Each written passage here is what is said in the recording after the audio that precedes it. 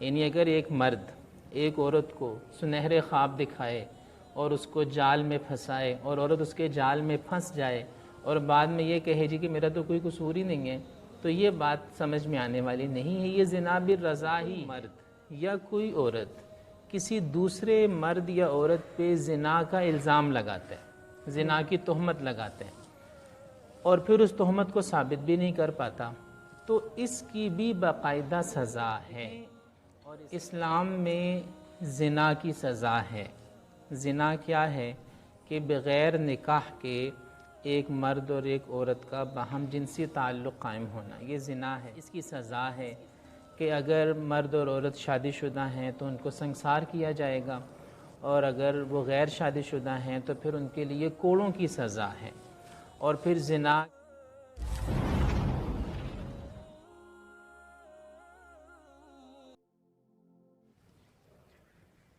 بسم اللہ الرحمن الرحیم۔ آپ دیکھ رہے ہیں انفارمیشن وتھ شاکر، اور گزشتہ کچھ دنوں سے ہم اپنے ناظرین کو ایک بہت بڑا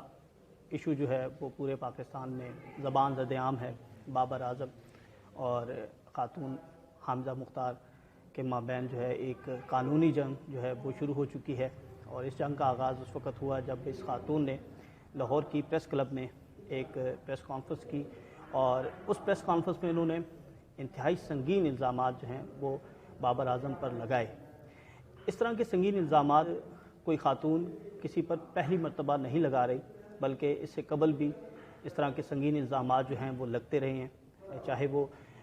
نامور کرکٹرز ہوں، نامور شعبی شخصیات ہوں یا سیاسی شخصیات ہوں۔ تو اس طرح کے الزامات جو ہیں وہ خواتین کی جانب سے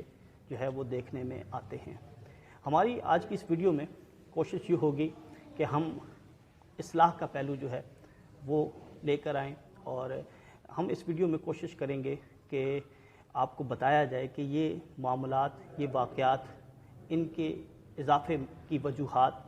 کیا بنتی ہیں، اور ہمارا دین اسلام، کیونکہ بحیثیت مسلمان یہ ہم سب پر فرض ہے کہ ہم اسلامی تعلیمات پر عمل کریں، اور آپ صلی اللہ علیہ وآلہ وسلم نے جو زندگی کا گزارنے کا طریقہ بتایا ہے، اگر کوئی شخص اس پر عمل کر لے تو یہ تمام مسائل جو ہیں وہ دور ہو جائیں گے۔ تو آج کی اس ویڈیو میں ہم گفتگو کریں گے تفصیلی۔ ہمارے ساتھ آج مفتی ڈاکٹر عبیس سرور صاحب موجود ہیں، ہم ان کے مشکور ہیں کہ انہوں نے ہمیں وقت دیا۔ السلام علیکم سر۔ وعلیکم السلام ورحمۃ اللہ۔ کیسی طبیعت ہے خیریت؟ سر؟ ٹھیک ہے الحمدللہ۔ سر کچھ شرعی مسائل ہیں، لوگ جو ہیں وہ یہ مسائل پوچھنے میں بہت زیادہ جھجک محسوس کرتے ہیں، اور وہ سمجھتے ہیں کہ یہ جو مسائل ہیں ان کا حل جو ہے وہ عدالتوں کے اندر ہے، ان کا حل جو ہے وہ پولیس تھانہ کچہری کے اندر ہے۔ اگر وہی مسائل جو ہے ہم اپنی اسلامی تعلیمات کو دیکھ لیں تو وہ ہمارا دین جو ہے وہ بہت زیادہ آسانیاں پیدا کرتا ہے، اور اگر ان پر عمل کر لیں تو وہ مسائل فوراً حل ہو جاتے ہیں۔ تو ہم آپ سے گفتگو کرتے ہیں اس وقت، کیونکہ یہ ہر اس طرح کے واقعات جو ہیں وہ ہر سال میں ایک دو دفعہ جو لازمی ہوتے ہیں، کوئی نامور سیاسی شخصیت آ جاتی ہے، کوئی شعبے شخصیت ہے، کوئی کھلاڑی ہے، اس طرح کے واقعات۔ تو ہم آپ سے کچھ سوال کرنا چاہتے ہیں تاکہ آپ ہمارے ناظرین کو ان کے جواب دیں قانون اسلامی تعلیمات کے مطابق، اور ہمارا اسلام کیا کہتا ہے۔ تو اس کے لیے ہم آج سر آپ سے سوال۔ جی بہت شکریہ، ٹھیک ہے آپ کیجئے جو۔ اچھا سر، ہم آپ سے پوچھنا چاہتے ہیں، ہم فرض کرتے ہیں ایک مرد اور ایک خاتون کا ریلیشن جو ہے وہ شروع ہوتا ہے، اور ہم خاتون جو ہے اور مرد کے درمیان جو ہمارا اسلام جس کا اجازت نہیں دیتا، اور اگر وہ ریلیشن قائم کیا جائے تو اس کے حوالے سے اسلام کیا کہتا ہے، یہ سر بتا دیں۔ دیکھیں، سب سے پہلی اور بنیادی چیز تو یہ ہے کہ اسلام میں انسان کی حیا، انسان کی پاک دامنی، یہ وہ بنیادی وصف ہے کہ جہاں سے ایک مسلمان حقیقی معنی میں مسلمان بننا شروع ہوتا ہے۔ یعنی ایک ہے نام کا مسلم، مردم شماری کا مسلم، اور ایک ہے حقیقی مسلم۔ تو شرم و حیا اور پاک دامنی کے بغیر تو آپ یوں سمجھیں کہ حقیقی مسلمان کی ابتدا بھی نہیں ہوتی۔ قرآن مجید میں ایک دو جگہ نہیں، 20 مقامات پر یہ فرمایا گیا ہے کہ یعنی ایمان والے، تقوی والے، اللہ کے مقرب بندے وہ ہیں جو اپنی شرمگاہوں کی حفاظت کرتے ہیں۔ شرمگاہوں کی حفاظت کا مطلب یہ ہے کہ وہ اپنی حیا اور پاک دامنی کی حفاظت کرتے ہیں، اور باقاعدہ پھر اس کے آداب بتائے گئے، اصول بتائے گئے، ان تمام رستوں سے منع کیا گیا جو کسی نہ کسی طور پہ انسان کو بے حیائی کے رستے پہ یا بے راہ روی کے رستے پہ گامزن کر سکتے ہیں۔ نظروں کی حفاظت کا حکم دیا گیا، زبان سے ایسی باتیں نکالنے سے منع کیا گیا جو جنسی موضوعات سے متعلق ہوں، فحش باتیں، بے حیائی کی باتیں سننے سے منع کیا گیا، اور وہ زندگی کے وہ تمام اصول اور ضابطے بتائے گئے کہ انسان کی زندگی کیسے بے حیائی سے بچ سکے اور انسان کی زندگی شرم و حیا اور پاک دامنی کے ساتھ گزر چکے۔ حضرت صاحب یہ تو آپ نے بتایا کہ کس طرح بچا جا سکتا ہے، اب جو اس غلاظت میں لتھڑ چکا ہوتا ہے تو اس کے حوالے سے اب ایک خاتون اگر کہتی ہے کہ میرا ایک دوسرے مرد کے ساتھ وہ تعلق ہے جو ہمارا مذہب، ہمارا معاشرہ، ہمارا اسلام اجازت نہیں دیتا، جی، تو وہ تعلق اگر وہ نکاح سے پہلے بنا لیتی ہے، اس کے حوالے سے کیا اس میں دو چیزیں ہیں کہ ایک تو پہلے ہم اسے کہتے ہیں کہ باہمی رضامندی، جو زیادہ تر اس طرح کے واقعات رونما ہوتے ہیں، ایک ہوتا ہے کہ جبر کے ذریعے کسی کے ساتھ جو ہے وہ بے حیائی کا واقعہ کرنا، اور ایک ہوتا ہے کہ اس کے بعد پھر آ جانا کہ مجھے کسی وجہ سے مجھے کوئی لالچ دے کر یا مجھے جو ہے وہ شادی کے نام پر، نکاح کے نام پر جو ہے یہ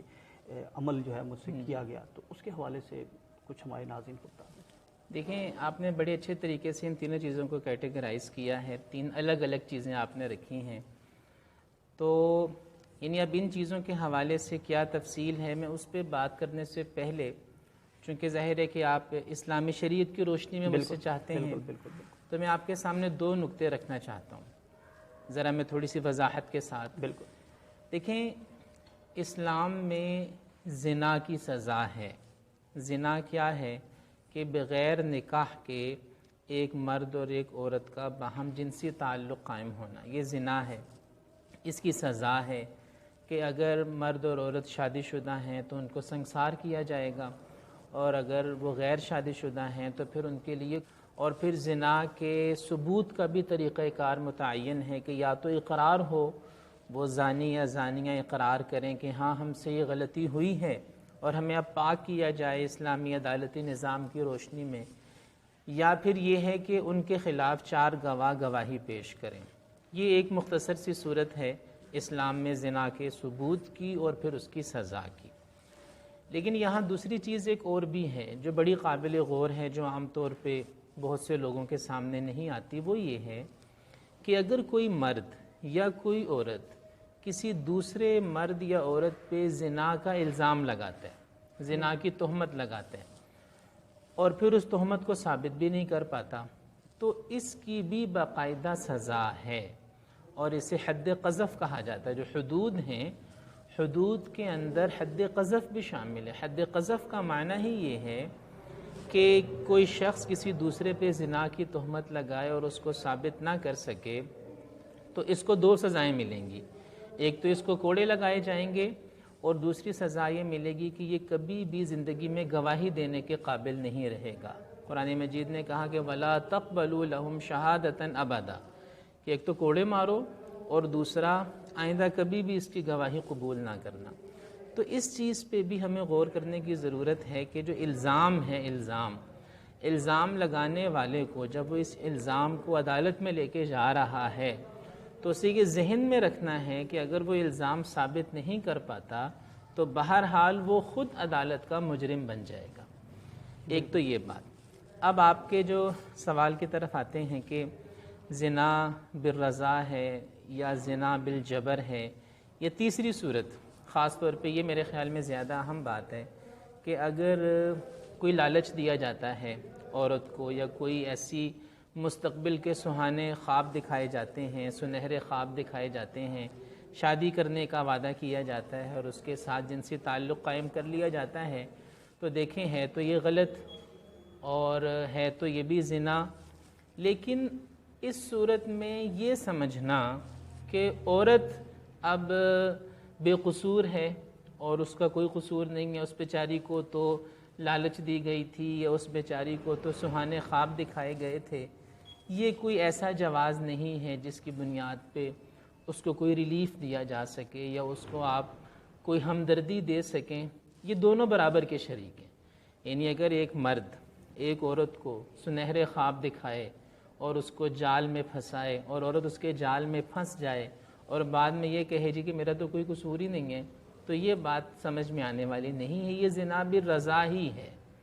یہ بنیادی طور پہ زنا بالرضا ہی ہے کہ اگر ایک عورت کسی مرد کے ساتھ کسی بھی لالچ میں، بہکاوے میں یا دھوکے میں یا شادی کے وعدے میں آ کے بھی اگر راضی ہو جاتی ہے اپنا جسم اس کے حوالے کرنے پہ، تو یہ بھی زنا بالرضا ہے۔